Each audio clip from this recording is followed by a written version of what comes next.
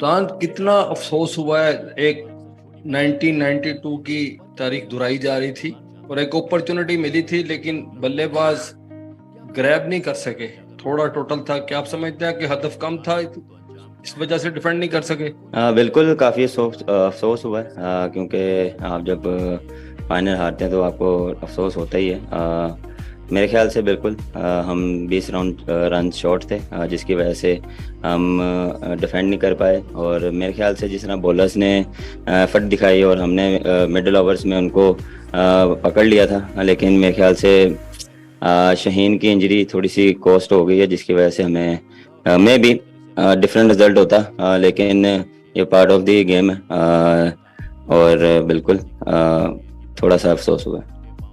बाबर, शुरू से जो पाकिस्तान की इनिंग शुरू हुई तो सबको यही तवक्को थी कि मतलब आप और रिजवान जिस तरह खेलते हैं, जो आपका एक अंदाज है, और सब वही तवक्को थी।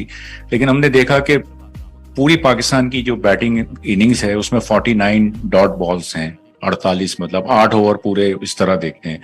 शुरू में बाउंड्रीज भी नहीं लग रही थी, तो क्या उस वक्त क्या स्ट्रेटेजी थी आप लोगों की? ये जो विकेटें भी गिर गई, रन्स भी, बाउंड्री भी, विकेट मुश्किल थी या प्रेशर ले लिया बहुत ज्यादा कि फाइनल है? कुछ इस तरह की चीजें हुई, कुछ इसके बारे में प्लीज बताओ। नहीं, ऐसा प्रेशर नहीं लिया, क्योंकि कंडीशन से थोड़ी सी डिफरेंट थी। यहाँ पे बॉल सीम हो रहा था अर्ली ऑन। कोशिश यही थी कि हम पहले 6 ओवर में 45 या 50 रन करें, लेकिन उसमें थोड़ी सी विकेटें हमारी गिरी। लेकिन मेरे ख्याल से 11 ओवरों में हमारा 90 था, या 85 या 19 के इस दरमियान में था, इन बिटवीन था। लेकिन मेरे ख्याल से मिडिल ओवर्स में हम जो बैक टू बैक विकेटें गिरी हैं वो वहाँ पे हमें मोमेंटम नहीं मिला। और बिल्कुल वहाँ से जो हमारा टोटल जो हमने टारगेट सेट किया था वहाँ वो अचीव नहीं कर पाए, क्योंकि वहाँ पे जो शादाब और शान की पार्टनरशिप थी, वहां पे वो जो दोनों में एक आउट हुआ, फिर अगले ओवर में शान आउट हुआ, तो सेट बैट्समैन जो था उसके लिए थोड़ा सा इजी था। जो नया आने वाला बैट्समैन था उनके लिए उसके लिए डिफरेंट हो रहा था। तो वहां पे जो बैक टू बैक विकेटें गिरी, मेरे ख्याल से वहां पे हम थोड़ा सा बैटिंग में थोड़ा सा मैच लूज कर गए। दानियाल एंड नतीक।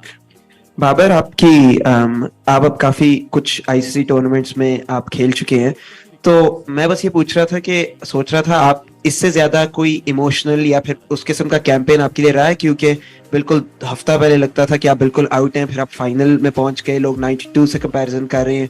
तो इससे ज्यादा जज्बाती या फिर उस लिहाज से मेमोरेबल कैंपेन आप में आपने कभी हिस्सा लिया? देखें, बिल्कुल काफ़ी थोड़ा सा स्ट्रेसफुल रहा हुआ है एक वीक हमारे लिए, क्योंकि इन एंड आउट चल रहा था सीन। और जिस तरह हमें अपॉर्चुनिटी मिली हमने ग्रैब की, और उस तरह जिस तरह हमने 4 मैचेस में एफर्ट किए, वो मेरे ख्याल से टीम को क्रेडिट देना चाहिए। हमने अपनी बेस्ट क्रिकेट खेली, और बिल्कुल दुख होता है। और जब आप इतना बड़ा इवेंट आप फाइनल में आते हैं तो आप नहीं फिर फिनिश कर पाते, तो डेफिनेटली दुख होता है। मेनली प्राइड है या डिसअपॉइंटमेंट? मेनली प्राइड है या डिसअपॉइंटमेंट? देखें, प्राइड तो पाकिस्तान खेलने के लिए खेल रहे हैं, तो वो हमारे लिए काफ़ी प्राइड है। और फाइनल में पहुंचे हैं, ये तो ज़्यादा उसके लिए प्राउड है हमारे लिए। जिससे दुख होता है जब आप ऐसे फिनिश नहीं कर पाए, क्योंकि हमने एशिया कप में भी ऐसे फिनिश नहीं कर पाया, तो इस चीज़ का हमें अंदाज़ा है। अतीक। बाबर, डॉट बॉल जैसे पहले भी सवाल हुआ, लेकिन ये खामी हमारी बहुत पहले से भी है। जब हम इंग्लैंड के खिलाफ होम सीरीज खेल रहे थे, ये और भी डॉट बॉल हम बहुत ज्यादा करने लगे हैं, और हमारी टीम ऐसी कि डॉट बॉल बहुत ज्यादा करे। 8 ओवर आप लगा लें कि हमने आज जाया किए। और जब शाहीन की इंजरी हुई तो इफ्तिखार की जगह हम नसीम को या वसीम को ओवर देते, नहीं ज्यादा मुनासिब? बिल्कुल।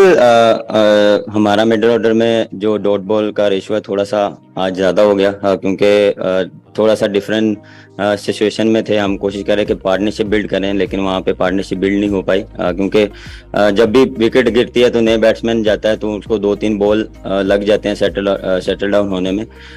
तो वहाँ पे भी हमारे थोड़ा सा बैकफुट पे आए हैं एज अ बैटिंग यूनिट। हम वैसा फिनिश नहीं कर पाए जैसा हमें करना चाहिए था।